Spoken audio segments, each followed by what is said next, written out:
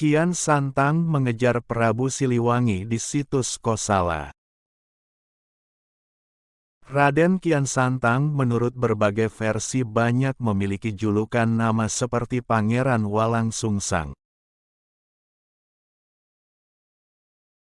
atau Sunan Rohmat atau Sunan Godok atau Ki Samadullah atau Abdullah Iman atau Hurang Sasakan atau Sri Mangana atau Gagak Lumayung atau Maulana Ifdil Hanafi atau Haji Tan Eng Hoat.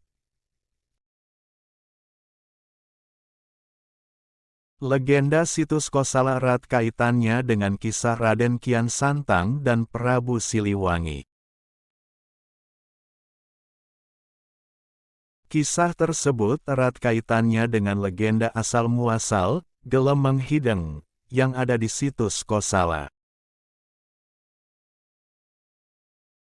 Gelemeng Hideng merupakan saksi sejarah dan simbol perjalanan Raden Kian Santang ketika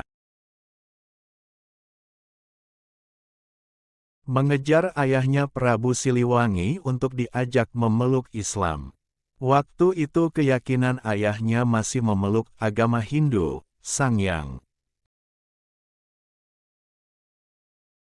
Teman-teman tolong subscribe dan nyalakan lonceng channel Momo Ayo Belajar ini supaya dapat informasi menarik lainnya. Terima kasih. Situs Kosala terletak di Kampung Bojong Sarung, Desa Lebak Gedong, Kecamatan Cipanas, Kabupaten Lebak, Banten. Situs Kosala berada di sebuah hutan bambu di puncak Bukit Pasir Sangka, Gunung Kosala, di antara dua aliran sungai yaitu Sungai Cipamali dan Sungai Cibaduy. Sejarah hidup anak dari sang pemanah rasa atau Prabu Siliwangi Raja Pajajaran, yang paling terkenal adalah saat memeluk Islam. Awal mula Raden Kian Santang memeluk agama Islam dikisahkan dalam Babat Godok. Singkat cerita, akhirnya Kian Santang masuk agama Islam.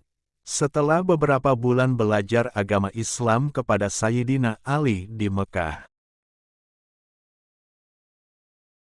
dia berniat untuk kembali ke Pajajaran guna membujuk ayahnya untuk ikut memeluk agama Islam.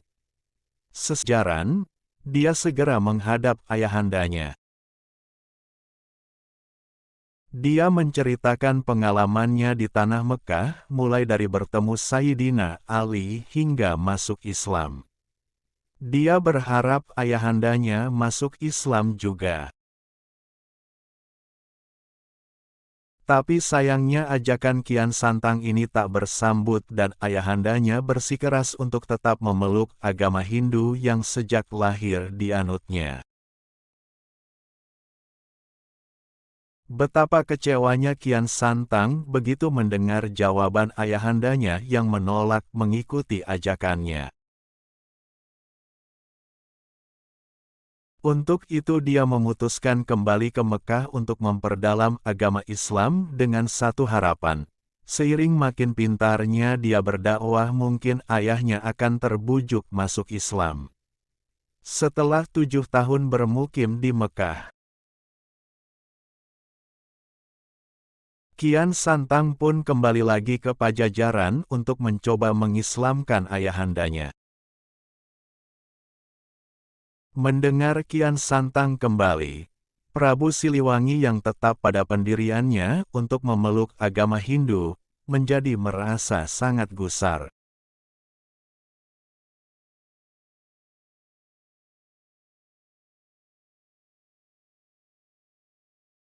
Ketika Kian Santang sedang dalam perjalanan menuju istana, dengan kesaktiannya Prabu Siliwangi menyulap keraton Pajajaran menjadi hutan rimba.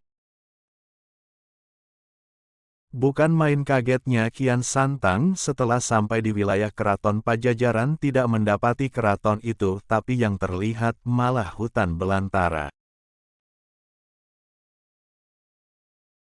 Padahal dia yakin dan tidak mungkin keliru, di sanalah keraton Pajajaran berdiri. Akhirnya setelah mencari ke sana kemari, dia menemukan ayahanda dan para pengawalnya keluar dari hutan. Terjadilah aksi kejar-kejaran antara seorang anak dan ayah. Konon dalam proses pengejaran itu masing-masing antara Prabu Siliwangi dan Kian Santang menggunakan ilmu nurus bumi, yaitu berlari di bawah tanah. Aksi kejar-kejaran itu berlangsung lama hingga akhirnya mereka dipertemukan tanpa sengaja di sebuah hutan bambu di daerah Situs Kosala, Lebak Sangka. Saat itu Prabu Siliwangi tengah beristirahat setelah sekian lama dikejar-kejar putranya Kian Santang. Sedangkan Kian Santang saat itu tengah berniat merencanakan penyebaran agama Islam di daerah tersebut. Maka sejak saat itulah, penamaan Lebak Sangka diambil dari peristiwa bertemunya Prabu Siliwangi dan Raden Kian Santang.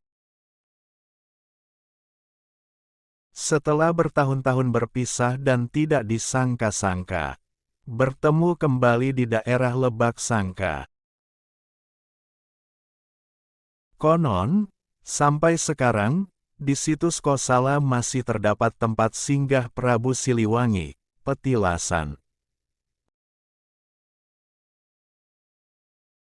Berupa altar mirip sebuah singgasana yang dikenal dengan altar Parung Kujang atau altar singgasana Prabu Siliwangi.